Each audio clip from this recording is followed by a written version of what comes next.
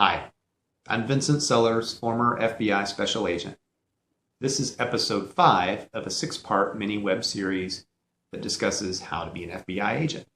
I'm also the author of Eyes Pried Open, Rookie FBI Agent, available on Amazon.com, which chronicles my journey in joining the FBI and serving as an FBI agent. So episode 5, here we are. You've taken phase 2 and are awaiting those painful days to find out if you passed. There are lots of waiting periods, but this is maybe the toughest waiting period of all because you know how much hinges on it. If you make it beyond phase 2, then you are well on your way to being an FBI agent. You then can only be disqualified if something bad comes up on background check, medical, or polygraph, or fitness. And there are lots of things that can arise. Those steps still weed out many people.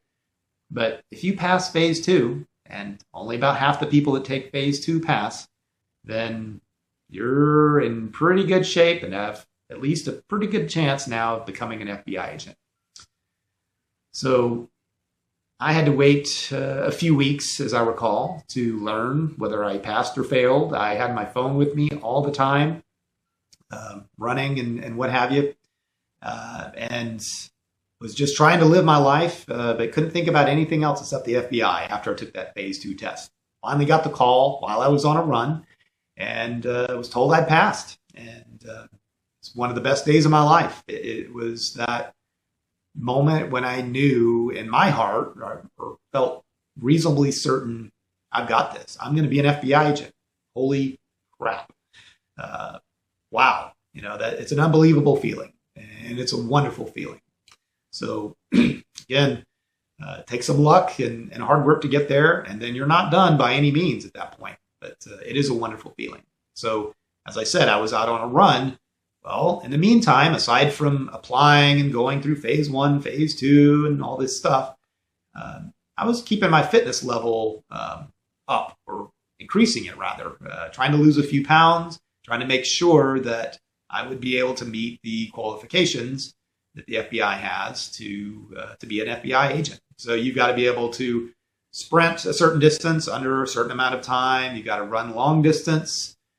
You need to be able to do push-ups and sit-ups. And you can look at the FBI website and see what their latest standards are.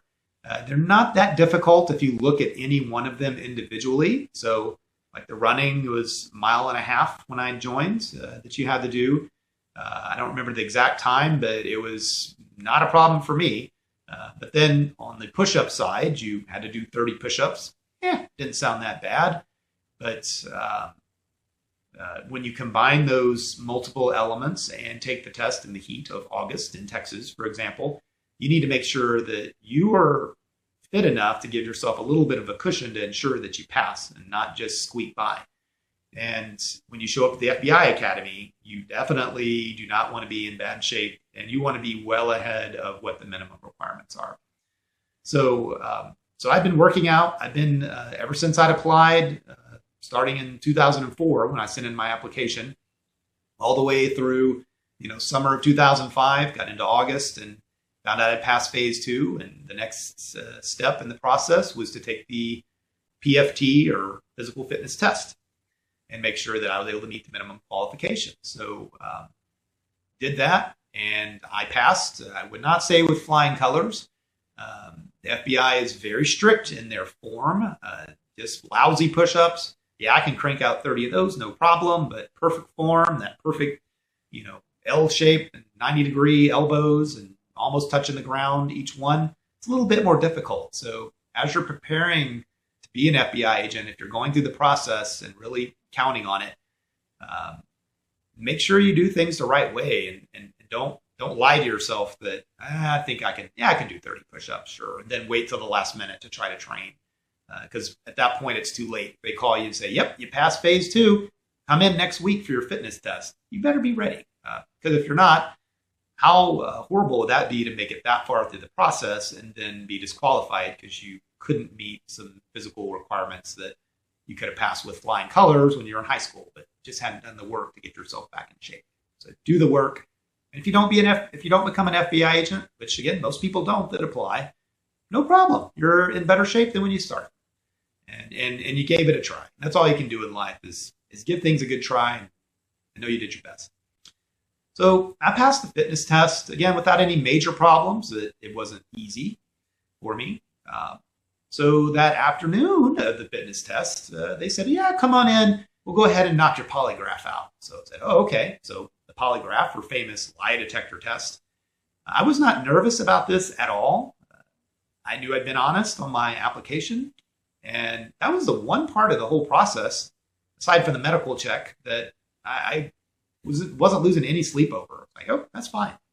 So I was looking forward to going down to the office and actually going into the FBI, not headquarters, but the field office in San Antonio, Texas, and meeting some more agents. And I thought, wow, this is cool. I was sort of looking forward to it. Well, once I got strapped in the chair and they began the process, it wasn't as much fun as I was hoping, to put it mildly. The agent that was administering the polygraph, a very capable, very nice, but very down to business and capable Black female agent, she was administering it and did a fantastic job. I walked away 3 hours later, long story short, highly questioning whether I was going to get to be an FBI agent. They made me feel guilty for things I'd never done. I was ready to confess to just about anything just to get out of there. So kind of put me in that, the other side of the coin, if you will, for some of the people that later, through my job as an FBI agent, was, fortunately on the right side of the glass watching, undergo polygraphs. But it's not fun. And if you have not been honest on your application, then that's probably going to come out on the polygraph. So I'm not an expert on the polygraph. I was never formally trained on it. I just took it as an agent, and then I saw it administered, and they helped out in some of my cases that I worked. But I know bottom line, it's all about they calibrate the machine based on your responses to mundane, ordinary questions, and then they get into the more interesting stuff and look for physiological signs, heartbeat, perspiration, and rate of breathing to try to determine if you're being deceptive. And I believe in it. I think if you are, then they're gonna find out and they're gonna grill you, and then if you fail the test, then you're out of the process. If they catch you on something that you were dishonest about or omitted from your application, and they are going to go through that thoroughly and ask the tough questions, believe me, if you mess something up and if you incorrectly stated something on your application, then guess what? You're going to be disqualified and you're not going to be an FBI agent. So I don't remember the exact numbers, but I remember hearing that roughly half the people that go through that polygraph wind up not making it. So again, numbers game, that funnel, you made it almost all the way through the funnel, but the polygraph is not to be taken lightly. There's nothing you can really do to prepare for it except many months before, make sure that you're completely honest about everything. Anything that you think, well, maybe they won't ask about that, so I won't mention it. And if they do, then I'll bring it up. Nope, write it down. If there's anything questionable, write it down on your application and make sure it's there, because they're going to go through that sucker quite carefully. So that's my advice on that. And then after the polygraph, after the fitness test, the next step is the background check, a background investigation that they do formally on you. So it did take, as I recall, a few weeks for me to find out if I passed the polygraph. So when I found out I passed that, and I really breathed a sigh of relief, because I knew that on my background and medical, everything should be fine. And for me, it was. Background was quite thorough, surprisingly thorough, more thorough than any other job I've had, understandably. They do go and talk to this detailed history that you build about yourself through the application process. They go back and talk to these people. So your property manager in college, you're probably going to talk to them. Your bosses that you've had throughout your career, they're going to talk to them. I've been fortunate, and I work for an excellent company in San Antonio, and had lots of opportunities for promotion and to do different roles and different jobs. And I'd had a number of great bosses. I got along with them all and worked hard, and I listed them all on my application. So 10-year career, I probably had 7 or 8 bosses. They interviewed every single one of those folks. So just be prepared. And if, don't lose too much sleep. I mean, yeah, I get along with people pretty well, but, there are people that I've crossed paths with that I didn't care for so much. They probably didn't care for me. And I knew that the FBI would be talking to those people too. So if that happens, and it will, that's fine. I mean, FBI is made of people. We're humans. They're, no one's perfect. So they're not looking for perfection, true perfection, because if they were, then they would never hire anybody. They need people with background, varied backgrounds and experiences. So they understand that, you may not win every popularity contest, but if, 95% of the people are nodding their heads and saying, this is a great person, they never screwed up, they never stole anything, never caught him spying on the country, those kind of things, then you should be good to go.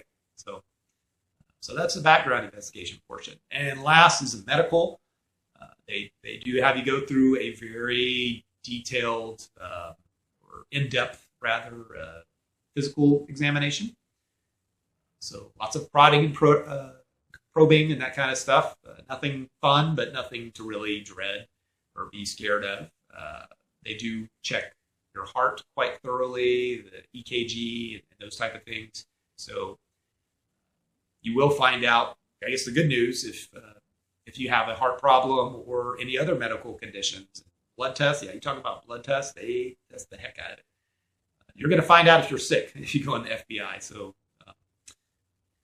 more than likely, though, if you made it through the process and been able to do all the physical things that you need to and meet the minimum qualifications, you're probably fit enough and healthy enough if you made it to that point that you don't have anything to worry about. But all of those steps, they do filter people out. So I can't imagine how horrible it'd be to make it all the way to the end, to the medical portion, and be disqualified. But I know that happens. And if it does, then those people go on to do other things. Maybe they still join the FBI and serve as an analyst, or who knows. But but at least they gave it a try. So thanks for watching. Again, that summarizes where we are today. We pretty much made it through the process at this point.